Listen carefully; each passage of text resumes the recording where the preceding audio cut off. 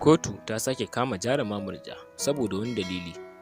A kwanakin baya an taɓa kama Jaruma Murja aka yanke mata hukunci, sai dai ta bada haƙuri an cika ta. Amma wannan karan haƙurin ta san bai aiki ba, saboda hukuncin da aka yanke mata a wannan karan ya mafi na da.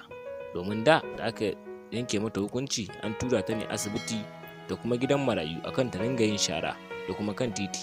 Wannan karan abin ya yi tsamari ya sa har kasuwa aka tura ta, a yanda muka jo muku wannan marjiya kan cewa kullum za ta je gidan marayu ta yi shara, sannan za ta je asibiti, sannan za ta je makarantu, sannan kuma za ta je kasuwanni irin wanda aka sani da kasuwannin private, wanda hakan ya janyo cece-kuce, wanda hakan ya janyo cewa menene zai sa Murja ta je kasuwa ta yi shara. Ai kasuwa ba gurin taimako bane ba, kasuwa gurin kasuwanci ne.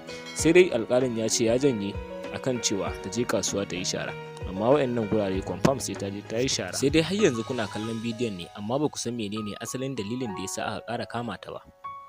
Dama ta yi tuba ta ce insha Allah ta daina irin waɗannan abubuwan nata rashin kunya.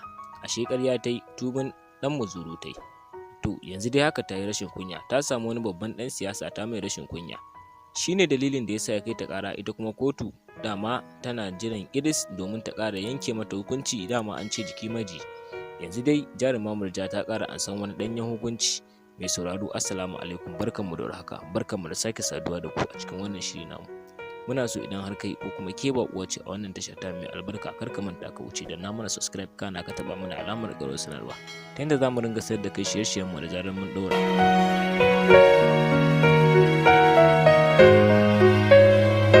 Sai dai yanzu Jarumar dubbannin masoyanta ta fara ɓata rai, domin Jarumar tana da matukar masoya, ko kuma mu ce muku tana da matukar followers a shafinta na TikTok, amma yanzu gaba ɗaya duka ɓata musu rai take saboda irin halinta.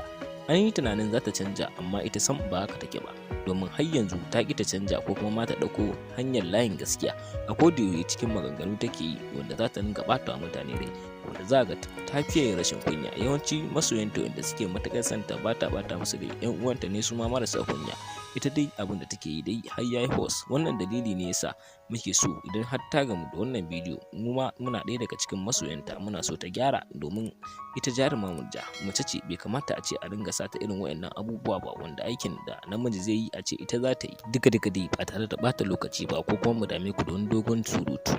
A nan muka kawo muku ƙarshen shirin namu ne, muke cewa ku haɗu da mu a wani shirin na gaba domin ganin me zai wakana. Sannan har ila yau dai muna ƙara sanarwa, idan kai ne ko kuma ke ce baƙuwa a wannan tasha ta mai albarka, kar ki manta ki wuce dan na mana subscribe, sannan ku taba mana alamar ƙararrawar sanarwa, sannan ku yi mana like, kana ku yi mana comment domin jin ra'ayin bakin ku. Mun gode da bamu lokacin ku da kuka yi domin ganin wannan bidiyo da muka to muku da shi a yau din nan.